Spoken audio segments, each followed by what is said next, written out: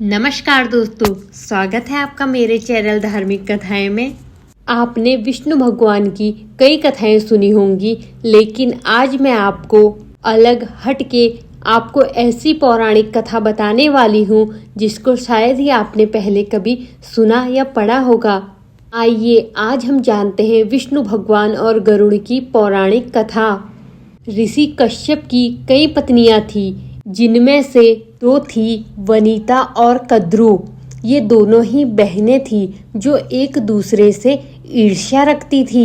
दोनों के पुत्र नहीं थे, तो पति कश्यप ने दोनों को पुत्र के लिए एक एक वरदान दे दिया।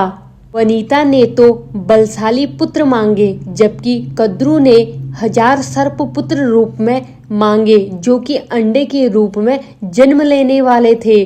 सर्प होने के कारण कद्रु के 1000 बेटे अंडे से उत्पन्न हुए और अपनी माँ के कहे अनुसार काम करने लगे।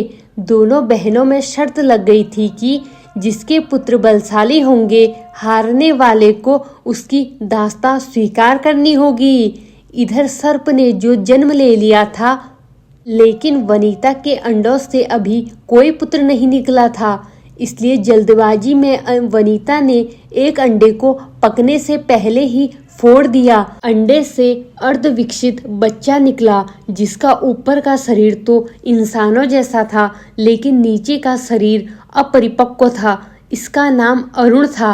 अरुण ने अपनी माँ से कहा कि पिता के कहने के बाद भी आपने धैर्य खो दिया और मेरे शरीर का विस्तार नहीं होने दिया, इसलिए मैं आपको श्राप देता हूँ कि आपको अपना जीवन एक सेवक के तौर पर बिताना होगा।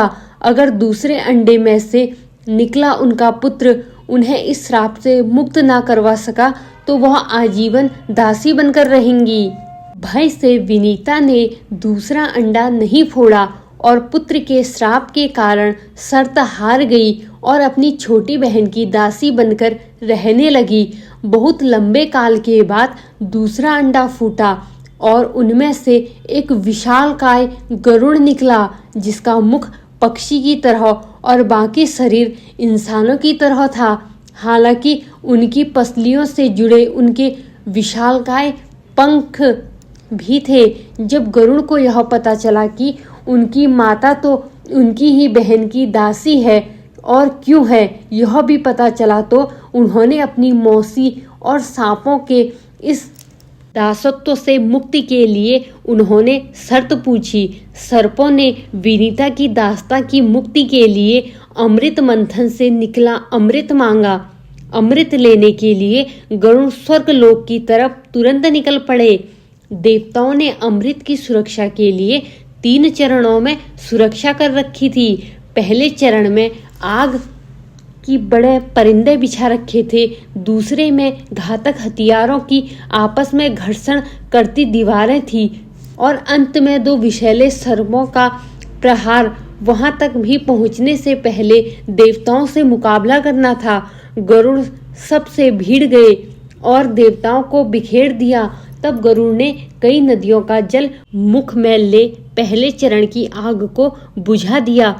अगले पथ में गरुड़ ने अपना रूप इतना छोटा कर लिया कि कोई भी हथियार उनका कुछ न बिगाड़ सका और सांपों को अपने दोनों पंजों में पकड़कर उन्होंने अपने मुंह में अमृत कलश उठा लिया और धरती की ओर चल पड़े।